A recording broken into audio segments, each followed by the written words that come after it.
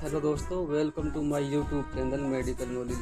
तो दोस्तों, इस वीडियो में बात करने वाला हूँ अस्थमा की। अस्थमा क्या है? A condition in which a person's airway become inflamed, narrow and swell, produce extra mucus which makes it difficult to breathe is called asthma. तो दोस्तों, अस्थमा एक ऐसी कंडीशन है जिसमें इंसान का जो एयरवे ट्रैक होता है उसमें सूजन आ जाती है, जिसके कारण बलगम ज़्यादा उत्पन्न होती है और सांस लेने में बहुत ज़्यादा कठिनाई होती है। दोस्तों, ये अस्थमा या दमा कहलाता है। अगर इसकी बात की जाए कॉमन कॉज की, तो इसके बहुत सारे कॉमन कॉज हैं, जैसे पॉल्यूशन है, स्मोकिंग है, बैक्टीरिया एंड वायरस के इन्फेक्शन है, जेनेटिक है, पेट्स है, house hold chemical and dust. तो ये सारे कॉमन कॉज है जिसके कारण हमें अस्थमा होता है। अगर बात की जाए इसकी सिम्टम की, तो इसके बहुत सारे सिम्टम हैं, जैसे coughing specially at night, during exercise और when laughing, difficult to breathing, chest tightness, shortness of breath, wheezing, a whistling or squeaky sound in your chest when breathing, especially in night। खासकर खांसी विशेषकर रात में होती है, व्यायाम के दौरान या हंसते समय, सांस लेने में दिक्कत, सीने में जकड़न, सांस लेने में कठिनाई, घरघराहट, सांस लेते समय, खासकर सांस छोड़ते समय आपके सीने में सीटी या चीख जैसी आवाज़ आती है। अगर बात की जाए डायग्नोस के बहुत सारे हैं। सबसे पहले स्पायरोमेट्री टेस्ट होता है। इसमें आप एक मशीन में फूंक मारते हैं जो मापते हैं कि आप कितनी तेज़ी से सांस छोड़ सकते हैं और आप अपने फेफड़ों में कितनी हवा रोक सकते हैं। मेडिकल हिस्ट्री ली जाती है, एलर्जी के बहुत सारे टेस्ट होते हैं, पीक फ्लो टेस्ट होता है, फिजिकल चेकअप होता है, चेस्ट एक्सरे होता है। ये सारे टेस्ट होते हैं डायग्नोस ऑफ अस्थमा में। अगर इनकी बात की जाए प्रिकॉशन की, तो प्रिकॉशन में सबसे पहले हमें अपनी वो सारी दवाएं अपने पास रखनी चाहिए जो हमें ले रही हैं, वो हमें स्किप नहीं करनी चाहिए। हमें स्मोकिंग से दूर रहना चाहिए, हमें एलर्जन से दूर रहना चाहिए। हम जब भी घर से बाहर निकलें मास्क लगा कर निकलें, या खाना खाते समय हमें अपने हाथ धोकर खाना खाना चाहिए। अगर मेडिसिन के ट्रीटमेंट की बात की जाए, तो दोस्तों मेडिसिन दो पार्ट में दी जाती है। पहली रिलीवर मेडिसिन, दूसरी कंट्रोलर मेडिसिन। रिलीवर का मतलब जो अभी अभी हुआ है, यानी एक्यूट अस्थमा का एपिसोड। जिस भी पेशेंट को सांस लेने में काफ़ी तकलीफ हो रही है, काफ़ी परेशान है, खांस रहा है या चेहरा नीला पड़ गया है, इन सभी कंडीशन में रिलीवर मेडिसिन दी जाती है।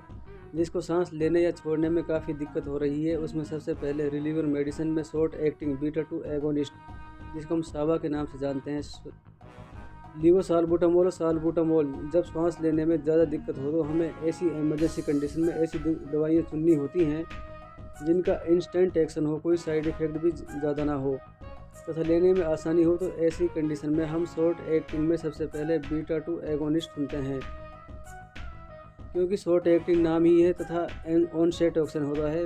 विदिन 5 मिनट्स के अंदर इसका एक्शन हो जाता है और इन्हें हम इन्हेलेशन के रूट से देंगे, मतलब IV या IM नहीं, इन्हेलर या नेबुलाइजर से देंगे।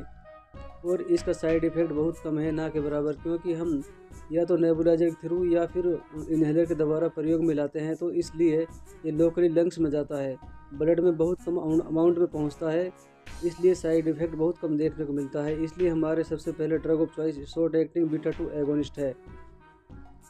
इसका काम है जो हमारा एयरवे ट्रैक सिकुड़ गया है, खासकर नीचे की तरफ का स्मॉलर एयरवे ट्रैक, उसको ओपन करता है, जिसकी वजह से आप सांस सही तरीके से ले सकते हैं। इसमें से आप साल्बुटामोल या लीव साल्बुटामोल देंगे।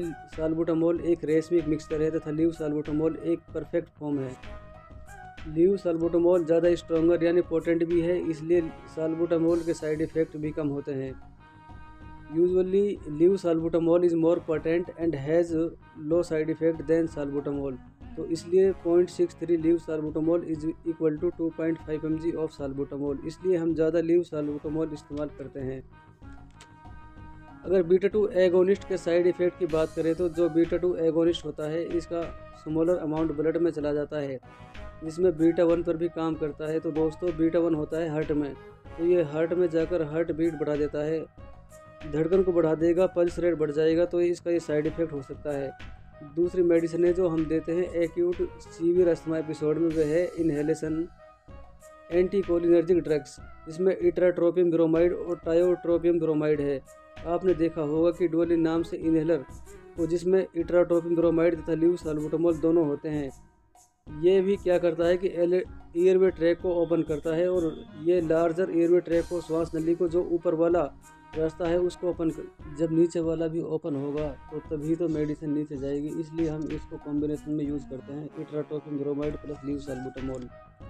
एंटी कोलिनर्जिक में जो इट्राट्रोपियम ब्रोमाइड है वो शॉर्ट एक्टिंग है और जो टायोट्रोपियम ब्रोमाइड है वो लॉन्ग एक्टिंग है। और इनका भी कुछ साइड इफ़ेक्ट हैं जैसे dry mouth, constipation, urinary retention. इसलिए नेबुलाइजर ज़्यादा बेस्ट रहता है, पर आप इन्हेलर भी यूज़ कर सकते हैं। अगली दवाई है systemic steroid in acute severe asthma. इनको अस्थमा में प्रयोग किया जाता है। इनका एक्शन स्लो है पर लॉन्ग टाइम रहता है। ये इन्फ्लामेशन को कम करते हैं। शॉर्ट एक्टिंग स्टीरॉयड है हाइड्रोकोर्टिसोन, शॉर्ट हाफ लाइफ है। इंटरमीडिएट एक्टिंग है प्रेडनिसोलोन, मिथाइल प्रेडनिसोलोन।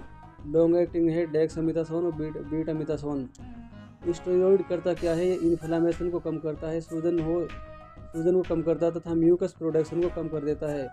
आप इसे ओरल रूट से भी लीजिए। अगर पेशेंट पैनिक कंडीशन में है तो वॉमिटिंग कर रहा है तो आप इंजेक्शन से भी ले सकते हैं। एक्यूट सीवियर अस्थमा के मेडिसिन का अगला ग्रुप है मिथाइल जैंथीन्स। अक्सर ऐसा देखा गया है कि अगर बीटा-2 एगोनिस्ट या एंटी कोलिनर्जिक स्टेरॉयड भी काम नहीं करता है तो अस्थमा का अटैक आता रहता है और बॉडी यूज्ड हो गया है, तो इन कंडीशन में हम मिथाइल जैंथीन्स ले सकते हैं जो इसमें बहुत कारगर है। इसके अंदर आता है कैफीन, थियोब्रोमिन या थियोफाइलिन आता है। कैफीन का तो हम माइग्रेन में यूज़ कर लेते हैं और थियोफाइलिन जो हमारे ब्रोंक्यूल्स होते हैं उनको डायलेट करता है। थियोफाइलिन तथा इटोफाइलिन के साथ भी आता है। इसके साइड इफेक्ट नोजिया है, vomiting, headache, convulsion, tachycardia, hypotension, sometime sudden death due to cardiac arrhythmia. Thank you. So please subscribe my channel Medical Knowledge. Thank you.